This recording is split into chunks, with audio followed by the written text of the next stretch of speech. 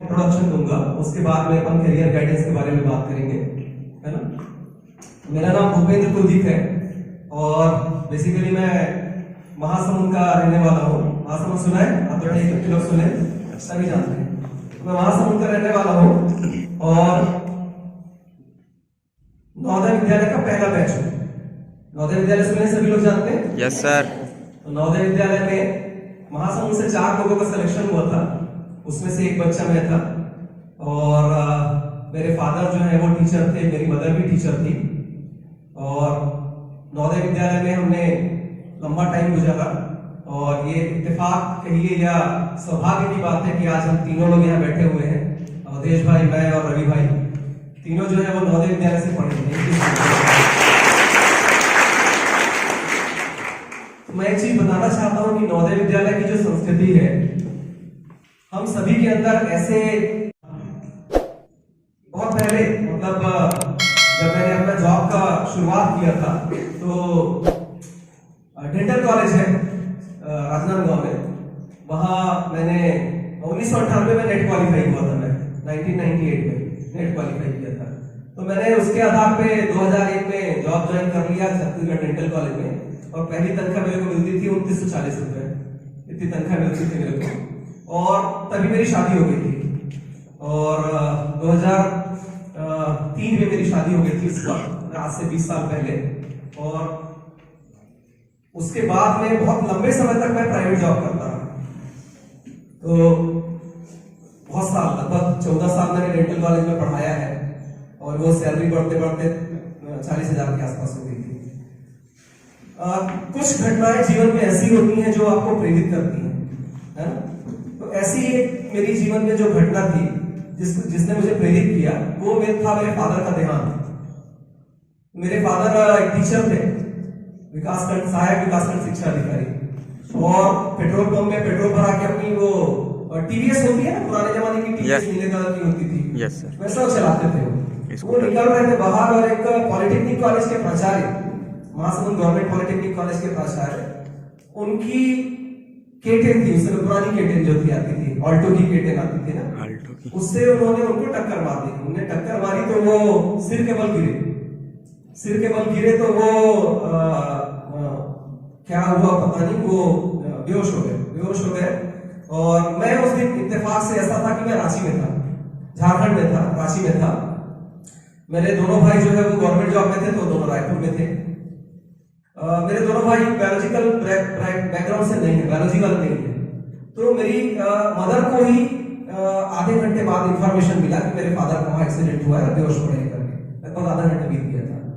और जब वो वहां पे पहुंची तो उन्होंने सबसे पहले ट्राई किया कि मुझे फोन लगाए, क्योंकि मेडिकल साइंस के विषय में थोड़ी बहुत समझ मुझे थी, मैं डेंटल कॉलेज में पढ़ा रहा था, तो मुझे समझ थी। तो मैं बता पाता कि अगर उस वक्त वो मुझसे पूछती कि क्या करना है बेटा बता करके, तो मैं बता पाता शायद उनको कि क्या करना चाहिए करके। मैं बोलता भाई न्यूरोलॉजिस्ट के पास ले जाओ, न्यूरो फिजिशियन के पास ले जाओ, जो भी स्थिति। दुर्भाग्य कहिए कि 1 घंटे तक मेरा फोन नहीं लगा। माँ ने बहुत ट्राई किया और 1 घंटे तक फोन नहीं लगा। उस 1 घंटे में मेरे फादर के हेड इंजरी में ब्रेन हेमरेज हुआ और 1 घंटे के अंदर ऑक्सीजन नहीं मिलने की वजह से वो क्लॉट हो गया। और 1 घंटे बाद मुझे फोन लगा। जब 1 घंटा बीत गया था, 1 घंटे बाद मुझे फोन लगा, तो मैंने पहला ही सेंटेंस जो बोला था, ये बोला था कि उसको न्यूरो फिजिशियन के पास ले जाओ, कोई न्यूरो फिजिशियन अगर जानकारी में हो तो उसके पास ले जाओ।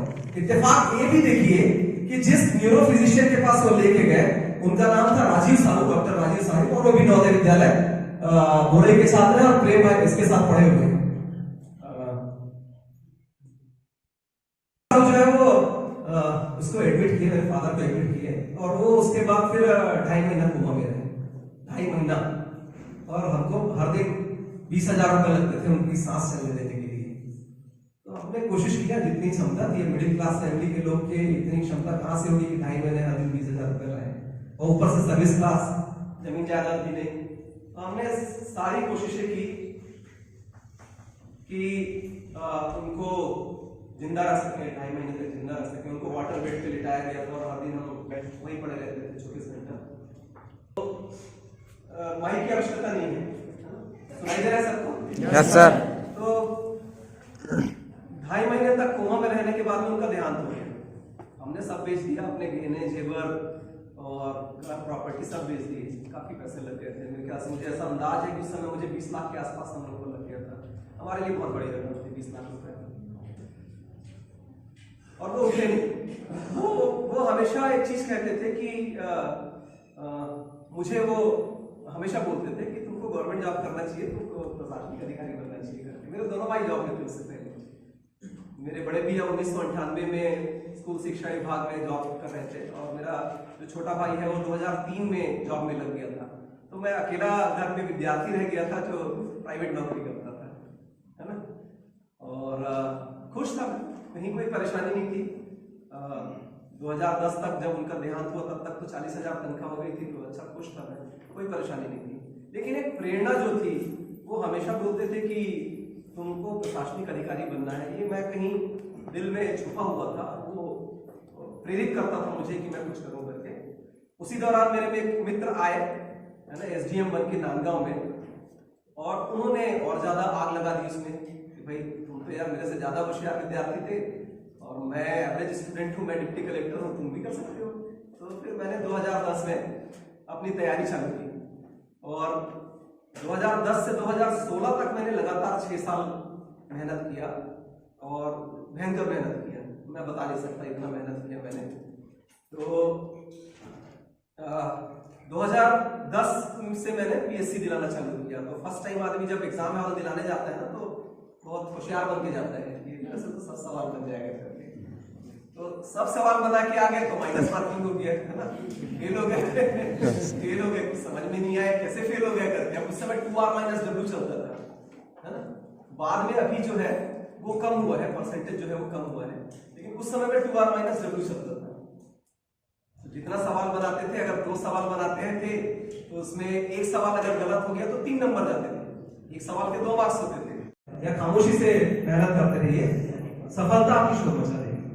ये है ना एक सेंटेंस है, मुझे याद है, ये घटना इसलिए याद है कि जब मैं इस एग्जाम में सेलेक्ट हुआ था ना और मैं होटल में खाना खाने गया था, तो 3-4 पेरेंट्स और उनके साथ में उनकी 2-3 लड़कियां थी, बेटियां थी शायद। वो मैं खाना खा रहा था तो सरस होटल है नांदगांव में, अगर कहीं गए हो तो आपको किसी को मालूम होगा। तो मैं खाना खा रहा था रात को, होटल में सब परिवार गया था खाना खाने के लिए, और जस्ट मुझे सेलेक्ट हुए 2-4 दिन हुआ था और सारे पेपर्स में मेरे बारे में छपा था। उन्होंने मुझे आइडेंटिफाई किया और आके उन्होंने मुझे बातचीत किया, बधाई दी। और मैं नहीं जानता उन लोगों को, किसी को भी नहीं जानता था, लेकिन वो जब आइडेंटिफाई किए ना, मैं बड़ा एकदम खुश हो गया। मैं बोला यार हाँ, जीवन में कुछ अचीव किया हूं, ये अजनबी लोग मुझे पहचानने लगे, है ना। तो ये घटनाएं जो होती है आपको प्रेरित करती हैं। फेल हो गया, फिर मैंने किसी को भी कुछ भी नहीं बताया, फिर मैं चुपचाप अपनी तैयारी करते रहा। किसी को बताना मतलब खतरा होता है ना। तो मैंने फिर 2013 से लेके 2016 तक, 2016 तो नहीं बोलना चाहिए, 2014 तक एग्जाम 2016 तक ही एग्जाम दिलाते रहा और सभी प्रकार के एग्जाम्स मैंने दिलाए। एक चीज मैं बताना चाहता हूं कि जब भी आप अपने करियर का ग्रोथ करना चाहते हैं, जब भी आप सपने देखते हैं ना, जब भी आप सपने देखते हैं तो उसको पूरा करने के लिए एकदम जुनून की हद तक चाहिए। जुनून, जब तक आपका जुनून काम नहीं करेगा ना, आप सफल नहीं हो सकते, है ना। अगर आप ईश्वर पे भरोसा करते हैं, अगर आप भगवान पे यकीन करते हैं, अगर ऐसा सोचते हैं कि धरती पे ईश्वर है कहीं पे, है ना, तो उनके ऊपर यकीन बनाए रखिए, एकदम आवश्यक है, है ना। तो जब मैं तैयारी करता था ना, तो एक बार स्थिति ऐसी आ गई थी, 3-4 साल लगातार मेहनत करते रहे और सेलेक्ट नहीं हो रहा था ना, तो धीरे धीरे करके ईश्वर के ऊपर से भी यकीन कम होने लग गया था। ऐसी स्थिति आ गई थी, यार इतना मेहनत कर रहे हैं और ऊपर वाला कुछ दे नहीं रहे करके, है ना। फिर ऐसे करीब 30-40 एग्जाम्स दिलाए, जिसमें से आखिरी 6-7 एग्जाम्स में सफलता मिलनी चालू हुई। तो मैं अपने आप के साथ चैलेंज करता था, अपने आप को चैलेंज करता था कि अगर 2 लाख लोग एग्जाम दिला रहे हैं, 2 लाख बहुत बड़ी मात्रा होती है ना। 1 लाख, 1.5 लाख, 1,60,000 लोग अभी पीएससी का फॉर्म भरे, इतने लोग एग्जाम दिला रहे हैं, तो जो अंतिम सीट संख्या है जो आपके कैटेगरी के लिए निर्धारित है, उस सीट संख्या में आप अपना स्थान बनाने के योग्य है कि नहीं है, ये चैलेंज करिए अपने आप को। ये चैलेंज करता था मैं। तो 2013 तक तो कोई एग्जाम निकल ही नहीं रहा था, एकदम बहुत परेशान हो गया। 2010 से 2013 मतलब 4 साल में मेहनत करता रहा, खूब मेहनत करता था। जितनी तनख्वाह मिलती थी ना, मैं आधा पैसा किताबें खरीदने में जाया करता था। जहां जो किताब मिलती थी खरीद लेता था। मेरे घर में आप कभी आएंगे ना, बोरे में अभी भर भर के रखा हुआ, जब यूज करता था तब तो सजा के रखता था, अभी तो कुछ काम के नहीं रहे। कम से कम मुझे ऐसा लगता है कि 3-4 सालों में मैंने 1.5 से 2 लाख रुपए की किताब खरीदी होगी। जो किताब नजर आता था खरीद लेता था, उसको पढ़ता था। कई किताबों को 20-20 बार रिपीट करता था मैं। भयंकर पढ़ता था मतलब मैं इंसोम्निया से पीड़ित हूँ, मतलब नींद आने की बीमारी से। तो रात को उठ जाता था तो रात को पढ़ो, जिस वक्त उठ जाओ उस वक्त पढ़ो। तो सोफे में मेरे हमेशा एक किताब 2 किताब ऐसे पढ़ी रहती थी। उठ गया रात को 2 बजे, सवेरे 5 बजे तक पढ़ते रहता था। इतना पढ़ता था। मन में सफलता के अलावा और कुछ सोचा ही नहीं मैं उस दौरान। ना शादियों में जाता था, ना फिल्म देखता था, ना रिश्तेदारों के घर जाता था, ना कोई पार्टी करता था, कुछ भी नहीं। केवल पढ़ाई पढ़ाई पढ़ाई पढ़ाई पढ़ाई पढ़ाई पढ़ाई, नथिंग एल्स। इतनी पढ़ाई करता था। तो फिर ईश्वर को थोड़ी दया आ गई तो उसने कुछ एग्जाम्स में सफलता दिलाने चालू की। तो पहला एग्जाम जो मैंने क्रैक किया था वो था शिक्षा कर्मी का एग्जाम, है ना।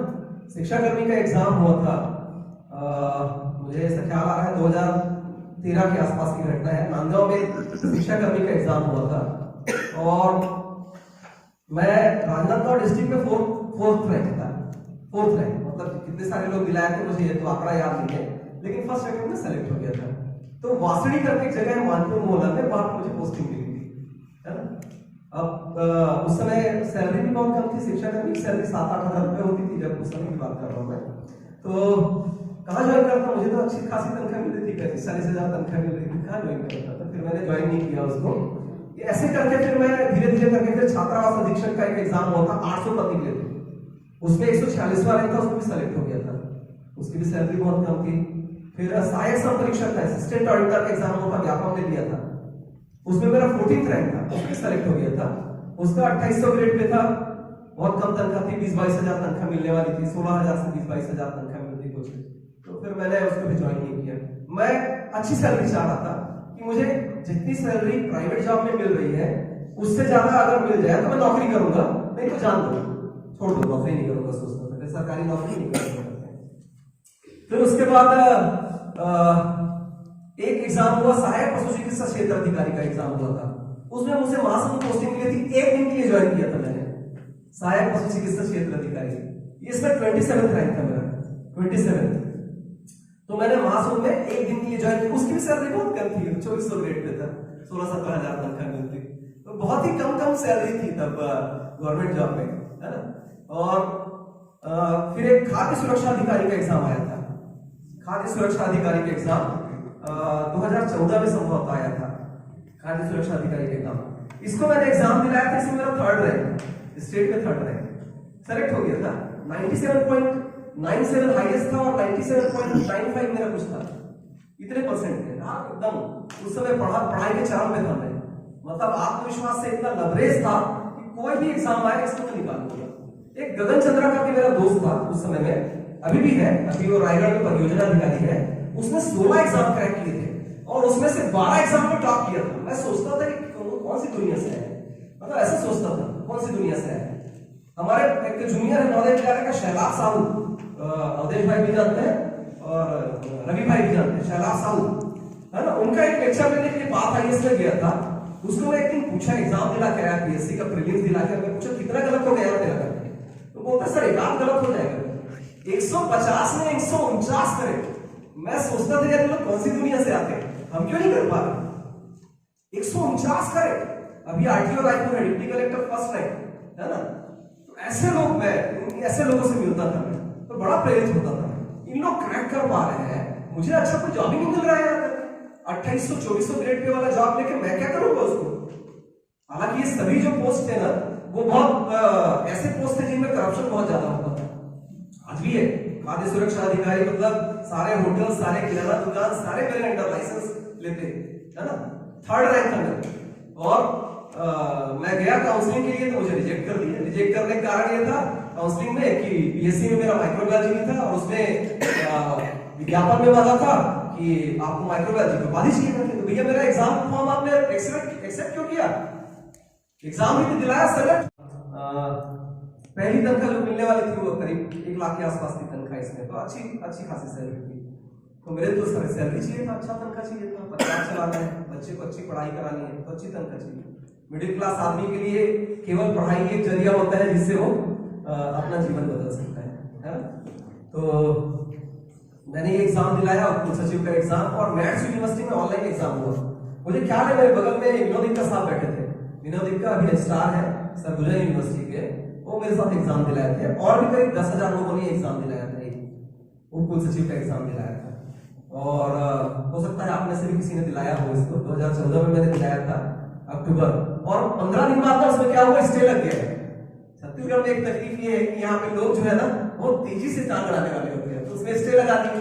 12 सवाल जो है वो अंग्रेजी के आउट ऑफ सिलेबस आया है करके उसमें स्टे लगा दिए। फिर से मैंने एक वकील हायर किया 30,000 रुपए खर्च करके, फिर 2 साल तक लड़ता रहा हाई कोर्ट में। जब आपका जुनून काम करता है ना तो आपको सफल होने से ईश्वर भी नहीं रोक सकता, एकदम ध्यान रखिए, है ना? तो मैं लड़ता 2 साल तक लड़ा, और हाई कोर्ट ने फिर 2016 जनवरी 1-2 जनवरी के आसपास में स्टे खोला इसका, क्योंकि हमारा तो एज जा रहा था ना, हमारी तो उम्र जा रही थी, है ना? और उम्र एक बार चला जाए तो नौकरी कौन देगा। हमने हाई कोर्ट से डिमांड किया कि भैया हम 3 महीने बाद हमारा एज जो है वो खत्म हो जाएगा, क्राइटेरिया कि सरकारी नौकरी के लिए अप्लाई नहीं कर सकते, हमको न्याय तो दो। तो सैम कोसी साहब थे उस समय जज, सैम कोसी, उन्होंने हमको स्टे दिया, है ना? और उसी समय एक न्यायाधीश थे सतीश अग्निहोत्री, जो बाद में आंध्र प्रदेश के चीफ जस्टिस बने, सतीश अग्निहोत्री हाईकोर्ट में जज थे। तो 2 जनवरी के आसपास में स्टे खुला, और 19 जनवरी को मेरा इंटरव्यू आया, कॉल लेटर आ गया था, 7-8 दिन के अंदर कॉल लेटर आ गया था। 19 जनवरी को मेरा इंटरव्यू हुआ था, मैंने 4 बार इंटरव्यू दिलाया, और ये जो डिप्टी रजिस्ट्रार वाला इंटरव्यू था ना, ये करीब 40 मिनट चला था मेरा इंटरव्यू। मैं आश्चर्यचकित था कि उसमें एक जज भी बैठे थे, RS विश्वकर्मा साहब जो नंदगांव कलेक्टर थे, बाद में पीएससी के चेयरमैन बने, उन्होंने मेरा इंटरव्यू लिया था।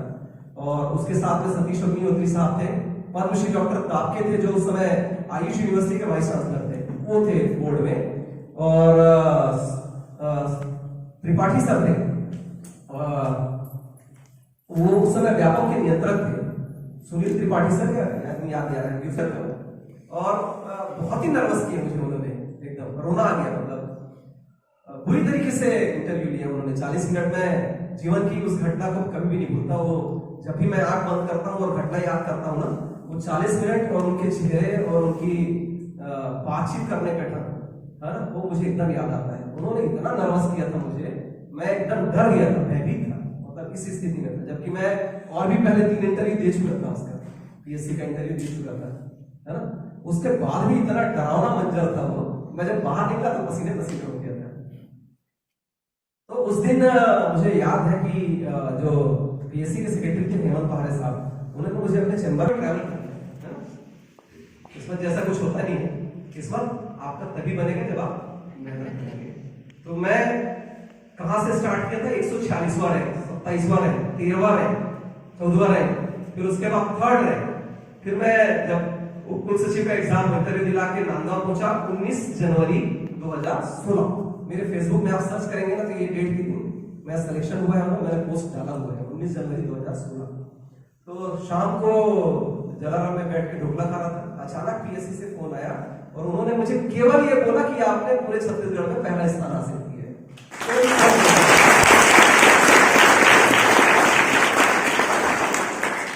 तो मैं तो आसमान में था। और मैं ये भी बताना चाहता हूँ, उस दिन मुझे पहला जो कॉल आया था, उड़ान आईएएस अकेडमी के संस्थापक है,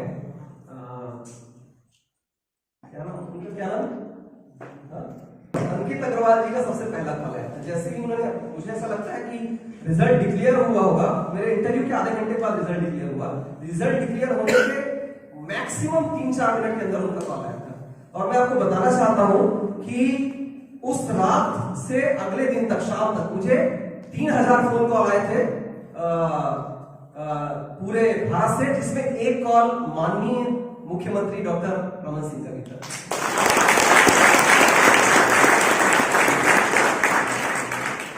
और मुझे याद है कि मैंने एक नवोदय विद्यालय ग्रुप में इस पोस्ट को डाला हुआ था और उसपे 4 या 5 हजार कमेंट्स थे, तो मैंने उसका स्क्रीनशॉट लेके रखा है। इतने कमेंट्स मतलब जीवन में मुझे कभी मिलेंगे नहीं। और 8000 लाइक्स थी, तो मैंने उसका स्क्रीनशॉट लेके रखा हुआ है। हमारा जो नवोदय विद्यालय का ग्रुप है ना, वो बहुत ही बड़ा है। हमारा एल्यूमिनी एसोसिएशन का एक फेसबुक अकाउंट है जिसमें 3 लाख लोग से ज्यादा जुड़े हुए हैं, 3 लाख से। तो मेरे लिए तो बड़ा अचीवमेंट था कि 5000 लोग कमेंट कर रहे हैं, 8000 लोग लाइक कर रहे हैं और 3000 लोगों ने मुझे भारत से अलग अलग जगह से कॉल किया। मेरे लिए बहुत बड़ी घटना थी, है ना। मैं उन घटनाओं को कभी भी भूल नहीं सकता कि उस स्थिति से मैं गुजरा हूँ। दूसरे दिन सारे पेपर में छपना और महासमुंद के लोग सम्मानित करने के लिए मुझे महासमुंद बुलाए थे। मतलब महासमुंद के जो मुझे ख्याल है साहू समाज ने बुलाया था मुझे, है ना, सम्मानित करने के लिए। प्रतिभा सम्मान समारोह आयोजित किया था, उसने मुझे बुलाया था, सम्मानित किया था।